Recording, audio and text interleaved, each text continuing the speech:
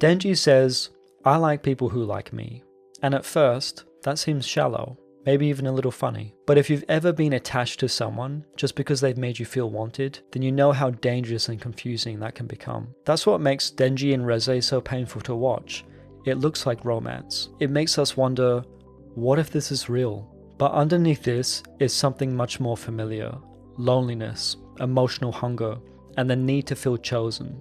So in this video, I want to use Chainsaw Man as a mirror for why we get attached so easily, why we mistake attention for love, and how to notice that feeling before it turns into a fantasy. Before we go any further, I'm Alex. I'm training in wellness coaching, and this channel is about using anime to turn self-awareness into small, meaningful changes. So the first thing that Denji shows us is what happens when attention starts to feel like proof. Denji is not simply chasing attention. He is starving for the love of being wanted. So when someone gives him warmth, attention, or affection, it can go from simply a good feeling to evidence that he matters. People are generally focused on their lives, but when you already feel unseen, silence can start to feel personal, and that we aren't worth holding someone else's attention.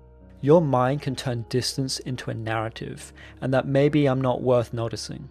Maybe I'm hard to love. So when we finally receive it, it feels like a relief from that story. And a helpful question to ask is, when someone gives me attention, what does it start to prove about me? External validation can feel good in the moment, but when we outsource our sense of worth, that feeling can fade quickly.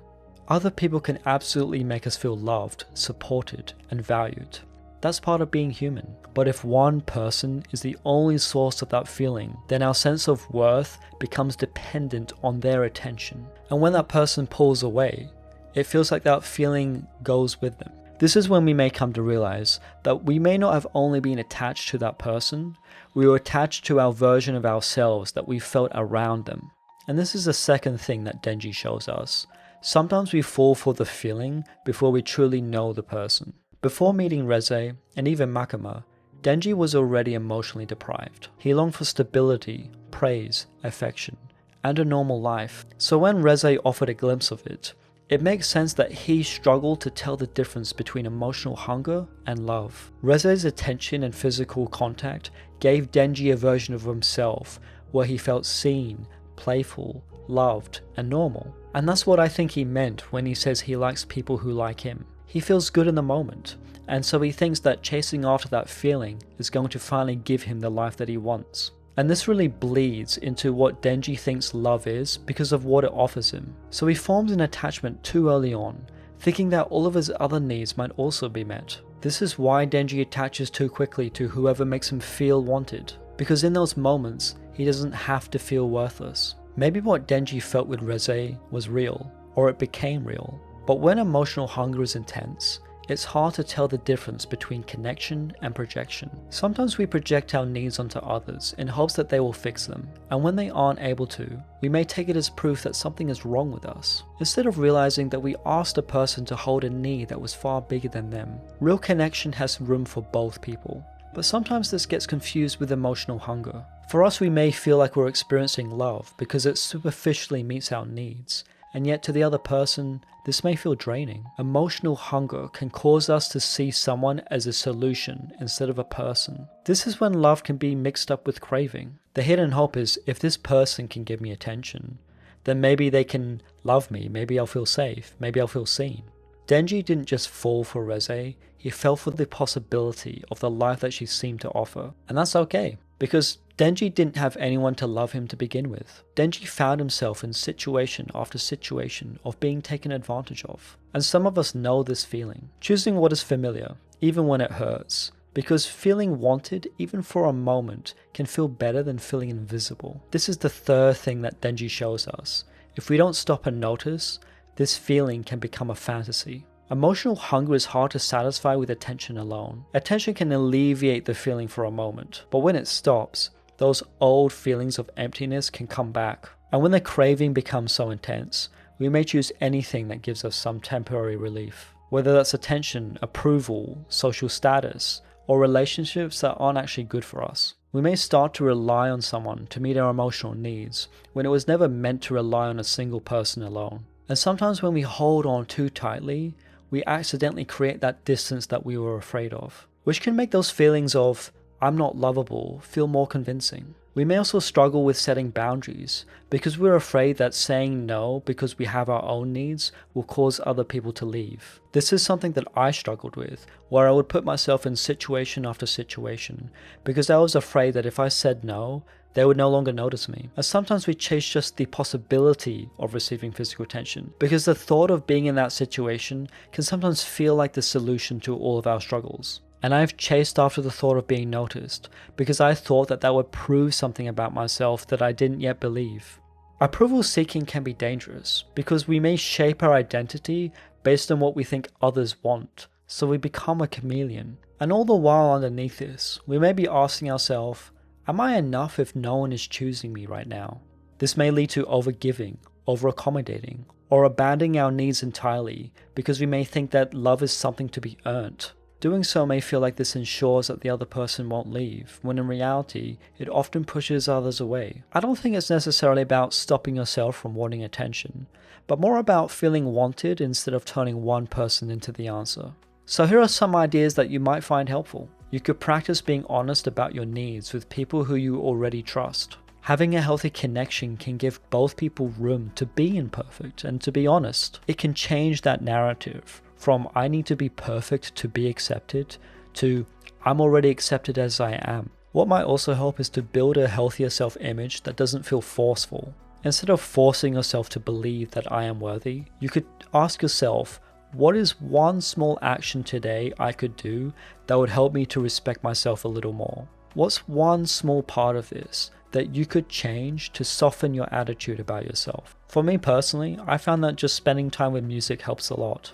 I used to attach music to ego and achievement, which became painful. And when I gave myself permission to enjoy it without having to be good, it immediately took all of that pressure off. And that helped me to start to build a healthier relationship with myself. Another thing that might help is to notice what happens when the attention stops. Does your mood drop? Do you start chasing? Do you start building a narrative? What could also help is to start to name the need underneath the attachment. What is the thing beneath the thing? Because the danger of not recognizing is like being in a desert where you're constantly moving towards a mirage that is forever out of reach. So recognize where that craving may come from. Is it connection, reassurance, excitement, safety, or maybe self-respect? Naming the need may bring up shame, but the need itself is not shameful. Wanting connection does not make you weak, it just makes you human. And being honest about it takes courage. If this helps to hear, recognize that it's not your fault. How could you have known any better if you didn't have the right kind of support? If you feel judgment towards yourself, then think about Denji. He was homeless, in debt to his late father, and he had no form of love and support. Do you blame him for not being able to set appropriate boundaries with others? Do you blame him for mistaking attention for love when he's constantly being manipulated? Do you blame him for seeking out love at all? If I'm guessing, no, because we understand why he reaches out for it so quickly. Emotional hunger is very common, so if you notice how it manifests and the thing beneath the thing, you could ask yourself, what does this tell you about the kind of support that you actually need? If the need is connection, then the next step might not be to chase someone harder.